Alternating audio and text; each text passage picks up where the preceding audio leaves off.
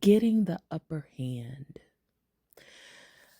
I was on TikTok a few minutes ago and I watched this pretty short video by Dr. Ike.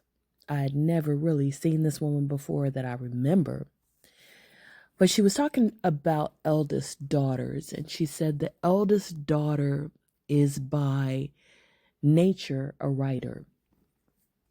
And she said often the eldest daughter is given a lot of responsibility, and her parents and her younger siblings and maybe even other relatives don't really care about her feelings. They care about her utility, what she can do for the family, and the fact that she's, being the responsible one, being the role model, being the one who's delegated to take care of the younger kids and do other things that the parents don't feel like they have time to do, and so they need the oldest daughter to do it.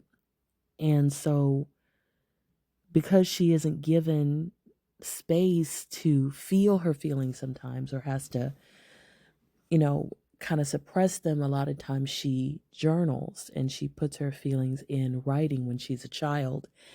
And sometimes when she gets to be an adult, she stops doing that because sometimes people read her journals, and that gives her a sense of betrayal because those journals were her safe space, her only safe space sometimes. And they were very sacred to her. And she was saying, go ahead and pick up that pen, even though it hurt the last time that you felt like your privacy was invaded. Pick it up because it's good for you. It's helpful for you. Pick it up. Pick up that pen again and journal. You know, that really resonated with me a lot because I remember speaking out years ago about how when I got married, my first husband not only read my journals, but he misinterpreted a whole lot of them, because there were times when I would write about fantasies or just things that I wanted to do, but I'd never done because I was too scared to do them, because I was too intimidated to do them, whatever reason. And he took it that everything that was in my journal was a fact, was something that happened. And a lot of what was in my journal was not even something that happened. It was me just putting my thoughts on paper. And, you would think that the average person would know that about journaling, that sometimes you put things on paper that you never do in real life, that that's why you wrote it, to give it a space, a safe space to be, because you couldn't do or say or be that thing in the real world. But anyway, the fact that not only did he read my private journal, but that he mischaracterized me in many ways as a liar because of saying I did all these things in my journal. I didn't write in a journal for many, many, many years, probably about 16 years.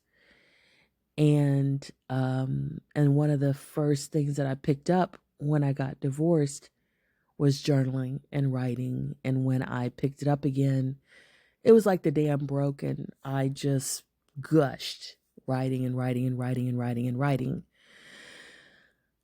And it also made me think about the fact that I wrote 2 memoirs that came out of that gush of writing, that outpouring of memory, that outpouring of venting my poetry and my thoughts and my healing and my hurt and all of it, all of the stuff that I had experienced. And I think part of me writing those memoirs and publishing those memoirs was, in a sense, getting the upper hand. And what I mean by that is one of my favorite things that I love to see is when there's someone who threatens a seemingly harmless, innocent looking individual You know, the mild-mannered old man, the woman who looks like the librarian, and they pull a pew-pew on this person. And that person, lickety split, grabs the pew-pew, turns it around, and is now aiming it at the person who was threatening them. That's just such a powerful reversal. It's getting the upper hand. And I never really thought about it until I listened to this TikTok. But I think part of me writing my memoirs was me, in a sense, getting the upper hand because I had felt so betrayed, because I had felt so violated, because I had felt so mischaracterized when my journals were read, and I didn't write for about 16 years.